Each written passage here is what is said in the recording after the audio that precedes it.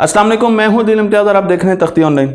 चलें 100 साल पहले चलते हैं, 19वीं सदी में चलते हैं और आप हैरान होंगे कि साइंसदान बहस क्या कर रहे हैं। साइंसदान ये बहस कर रहे हैं कि जितने भी रोशन ऑब्जेक्ट हमें अपने आसमान पर नज़र आते हैं वो सारे के सारे हमारी गैलेक्सी में मौजूद हैं, मिल्की वे गैलेक्सी में मौजूद हैं। लेकिन नहीं, एक और तबका भी साइंसदानों का है जो ये कहता है कि नहीं, बिल्कुल ऐसा नहीं है। ये जितनी भी चीज़ें हमें आसमान पर नज़र आ रही हैं ये हमारी गैलेक्सी का हिस्सा नहीं है, बल्कि इनमें अलग अलग गैलेक्सीज मौजूद हैं। इस बहस ने बहुत तूल पकड़ा। आहिस्ता आहिस्ता हमारी टेक्नोलॉजी एडवांस होती गई, टेलीस्कोप्स दूर से दूर और क्लियर से क्लियर देखना शुरू हो गई और फिर हमें एहसास होना शुरू हुआ कि इस जहां से आगे जहां और भी हैं। मैं आपको यहाँ पर जो बहुत बेसिक सवाल था जिस पर 100 साल पहले डिबेट हो रही थी उसकी तरफ लेकर जा रहा हूँ। आखिर कैसे अंदाज़ा लगाया जा सकता है किसी भी रोशन चीज़ को देखकर कि क्या ये हमारे करीब है या हमसे दूर है, क्या ये हमारी गैलेक्सी का हिस्सा है या किसी और गैलेक्सी का हिस्सा है। जब साइंसदानों ने टेलीस्कोप्स के ज़रिए एंड्रोमेडा नेबुला को देखा तो उन्हें एहसास हुआ कि एंड्रोमेडा तो बहुत करीब है, लेकिन बहुत सी और रोशन चीज़ें भी आसमान पर चमक रही थी जिन्हें हम करीब समझते थे, लेकिन आज हम जानते हैं कि वो तो हमसे बहुत ज़्यादा दूर हैं। फिर डिफ्रेंशिएट कैसे किया जाए कि कौन सी चीज़ हमारे करीब है और कौन सी चीज़ हमसे दूर है। इस तगदो में हमें जो सबसे ज़्यादा मदद दी वो एक साइंसदान एस्ट्रोनॉमर जिनका नाम है हेनरिएटा स्वान लेवे। बहुत कम आपने इनका नाम सुना होगा। इन्होंने कई हज़ार सितारों को मैप किया और हमें बताया कि वो सितारे हमसे कितना फासला रखते हैं। हार्वर्ड ऑब्जर्वेटरी में काम करती थी और स्टार्स पर डेटा इकट्ठा कर रही थी। इनका काम ये था कि ये स्टार्स को, नाइट स्काई को देखती थी, मुख्तलिफ सितारों की पोजीशंस को देखती थी, कैलकुलेशंस करती थी और उनकी कैटालॉगिंग करती थी कि ये सितारे मुख्तलिफ करैक्टरिस्टिक्स रखते हैं और इनको किस तरीके से कैटलॉग किया जा सकता है। मैं आपको यहाँ पर इनकी तस्वीर दिखा रहा हूँ जो काम इन्होंने किया। तो आप देख सकते हैं कि यहाँ पर आपको कई ऐसे बिल्कुल डॉट्स नज़र आएंगे जो कि नाइट स्काई का एक इमेज है, गोया वाइट कलर का है, इससे आपने कंफ्यूज नहीं होना। तमाम डॉट्स आपको यहाँ पर जो नज़र आ रहे हैं, जो सर्कल भी किए हैं, वो स्टार्स हैं।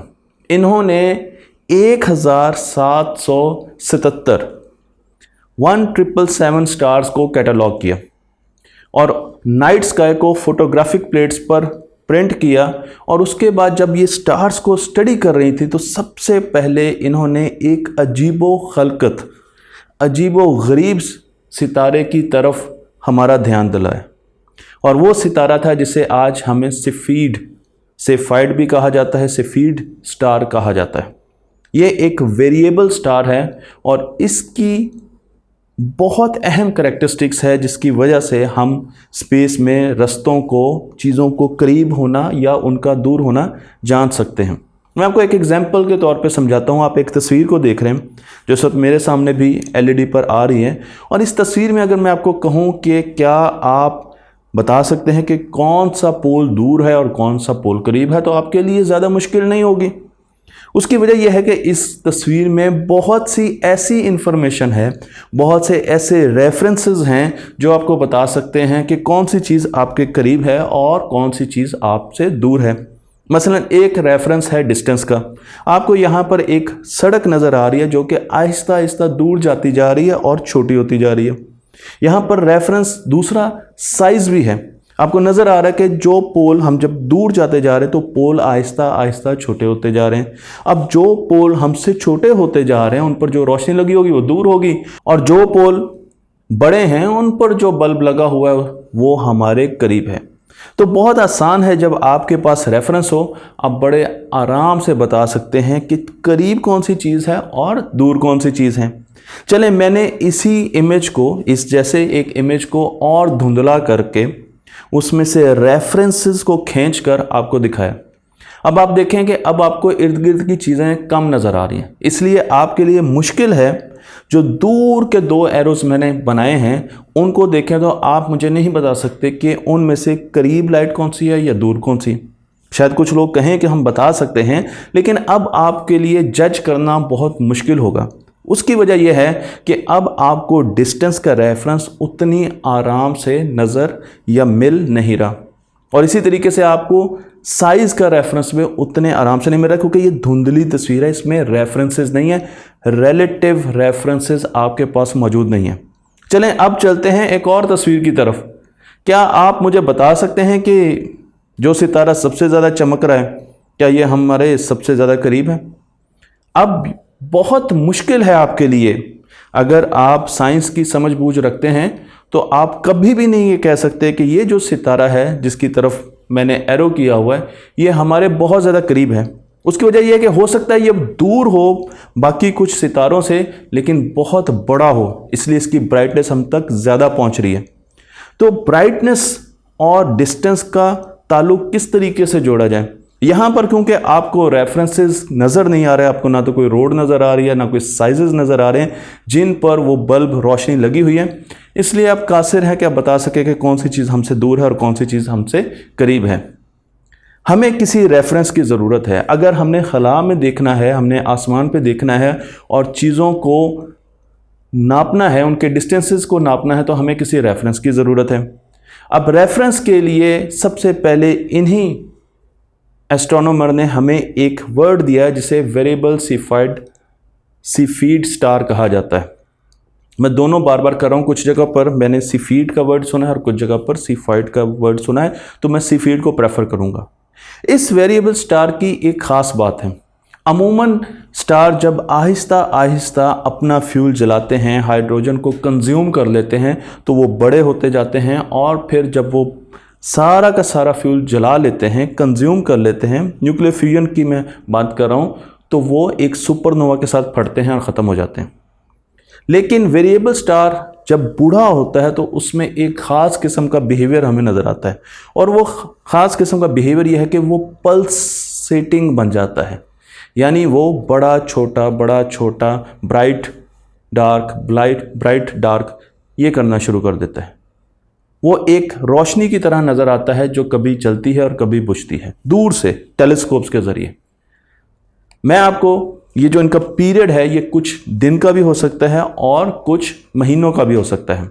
यहाँ पर मैं आपको RS पापाइस दिखा रहा हूँ जो कि एक वेरिएबल स्टार है, और आप इस पिक्चर में भी देख सकते हैं कि जब हमने इमेज लिया हबल से 2010 में तो हमने उसकी पल्सेशन देखी, और जब हमने उसकी पल्सेशन देखी तो हमने उसकी पल्सेशन नोट की और उसका टाइम पीरियड निकालिए कि कितने टाइम के बाद इसकी एक पल्स एक साइकिल पूरा होता है।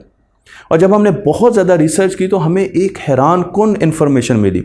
वो इन्फॉर्मेशन ये थी कि जो वेरिएबल स्टार ज़्यादा ब्राइट होगा उसकी फ्लिकरिंग कम होगी, वो आहिस्ता आहिस्ता फ्लिकर करेगा। लेकिन अगर एक स्टार वेरिएबल स्टार छोटा है, कम ब्राइट है, तो उसकी फ्लिकरिंग बहुत ज़्यादा होगी। अब एक्चुअल ब्राइटनेस का और पल्सेशन का, फ्रीक्वेंसी का आपस में ताल्लुक बन रहा है। अगर आप इस ग्राफ को देखें तो यहाँ पर आपको नीले रंग की एक लाइन नज़र आ रही है, ये एक वेरिएबल स्टार है जिसकी ब्राइटनेस ज़्यादा है, इसकी फ्लिकरिंग आपको कम नज़र आ रही है। पल्स देखें तो पल्स का टाइम पीरियड बहुत ज़्यादा है। लेकिन नीचे तरफ अगर आप लाल रंग का ग्राफ देखें तो यहाँ पर एक वेरिएबल स्टार है जिसकी जो ज़्यादा फेंट है, बहुत ज़्यादा ब्राइट नहीं है, लेकिन इसकी फ्लिकरिंग बहुत ज़्यादा है, इसकी फ्रिक्वेंसी ज़्यादा, ये जल्दी जलता और बुझता है, जलता और बुझता है। जलता और बुझता मैं एक एग्जाम्पल दे रहा हूँ आपको समझाने के लिए, इसे साइंटिफिकली करेक्ट ना समझेगा। तो दो स्टार्स हैं जो कि पल्सेट कर रहे हैं, लेकिन जो ज़्यादा ब्राइटर है वो कम फ्रिक्वेंसी के साथ पल्सेट कर रहा है, और जो निस्बतन फेंटर है, जो कम रोशन है, वो ज़्यादा फ्रिक्वेंसी के साथ फेंट कर रहा है। तो इसका मतलब सिंपल है, मैं आपको यहाँ पर कई ग्राफ दिखाऊंगा, आप इस ग्राफ को भी देख सकते हैं, और यहाँ पर देखें तो आपको इमेज से नज़र आएगा कि जब हम एक वेरिएबल स्टार को लेते हैं तो कभी वो छोटा होता है और वो कभी बड़ा होता है, उसके टेम्परेचर कभी कम होते हैं, उसके टेम्परेचर कभी ज़्यादा होते हैं, तो वो हमें जलते बुझते सितारे की तरह लगता है आसमान में। अब इसका फ़ायदा क्या है? इसका फ़ायदा ये है कि अगर मैं दो स्टार्स लूँ जो बिल्कुल एक जैसे फ्लिकर कर रहे हैं, ये दोनों स्टार एक जैसे फ्लिकर कर रहे हैं, लेकिन अगर एक स्टार आपके पास है, रोशन ज़्यादा है, और दूसरा स्टार दूर है, तो अब आपको पता है कि ये दोनों स्टार एक जैसे ब्राइट होने चाहिए, लेकिन ये एक जैसे ब्राइट नहीं हैं, और उस ब्राइटनेस में जो फ़र्क है उससे आप इनके डिस्टेंसेस निकाल सकते हैं। तो अब आपके लिए रेफरेंस ये दो स्टार है, क्योंकि इनकी ब्राइटनेस इनकी फ्लिकरिंग के साथ मैच करती है, रिलेशन रखती है। और अगर कहीं फ्लिकरिंग इनकी कहीं भी हमारी कायनात में इनकी फ्लिकरिंग एक जैसी है दो स्टार्स की, तो लाजमन उनकी ब्राइटनेस भी एक जैसी होगी। लेकिन अगर वो हमसे दूर या करीब हैं तो उनमें फ़र्क आ सकता है, और फिर हमारे पास ऐसे बहुत सी कैलकुलेशंस हैं जिनके ज़रिए हम ब्राइटनेस के साथ डिस्टेंस निकाल सकते हैं, जो कि मैं अपनी बहुत सी वीडियोज़ में बना चुका हूँ। सबसे पहले एडविन हबल ने एंड्रोमेडा गैलेक्सी में एक वेरिएबल स्टार को देखा। उन्होंने जब इस वेरिएबल स्टार को देखा तो उन्होंने फिर इसके ज़रिए अपनी कैलकुलेशंस की, तो उन्हें अंदाज़ा हुआ कि ये स्टार हमसे 2.5 मिलियन ईयर्स अवे, यानी ये बहुत ज़्यादा दूर नहीं था, करीब था, लेकिन इतना करीब भी नहीं था कि ये हमारी गैलेक्सी का हिस्सा हो।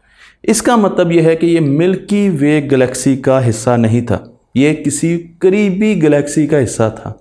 अब हम ये अंदाज़ा लगा सकते हैं कि कौन सी चीज़ हमसे बहुत ज़्यादा दूर है और कौन सी चीज़ हमसे बहुत ज़्यादा करीब है, क्योंकि हमें रेफरेंस मिल गया है। जो रेफरेंस हमें सड़क दे रही थी, जो रेफरेंस हमें पोल का साइज़ दे रहा था, अब वही रेफरेंस हमें सीफीड वेरिएबल स्टार्स देते हैं, और इन्हें एक फंडामेंटल यूनिट समझा जाता है डिस्टेंसेस को मेजर करने के लिए। मैं आपको यहाँ पर कुछ स्टार्स, जो वेरिएबल स्टार्स हैं, उनका ग्राफ दिखा रहा हूँ। तो आप देख सकते हैं कि जो ब्लू कलर के ग्राफ हैं वो हमारी एक सैटेलाइट ड्वार्फ गैलेक्सी का हिस्सा है।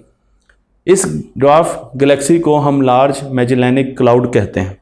तो आप ब्लू कलर के ग्राफ देख सकते हैं, डॉट्स देख सकते हैं, और येलो कलर के वेरिएबल स्टार्स वो हैं जो हमारे मिल्की वे में मौजूद हैं। तो आप इस तरीके से इनको प्लॉट कर सकते हैं, इनके पीरियड्स को देख सकते हैं कि कितने अरसे के बाद इनका साइकिल रिपीट होता है, और इनकी ब्राइटनेस को भी जज कर सकते हैं। तो मुझे उम्मीद है कि अब आपको समझ आया होगा कि हम किस तरीके से डिस्टेंसेस निकालते हैं स्पेस में, और उनमें एक बहुत बड़ा और बहुत अहम हिस्सा वेरिएबल सीफीड्स स्टार्स का भी होता है, जो कि बहुत ज़्यादा यूज़ होते हैं दूर की और करीब की चीज़ों के डिस्टेंस को मालूम करने के लिए। तख्ती ऑनलाइन को लाइक कीजिए, शेयर कीजिए, और इस इल्म को दूसरों तक पहुंचाते रहिए।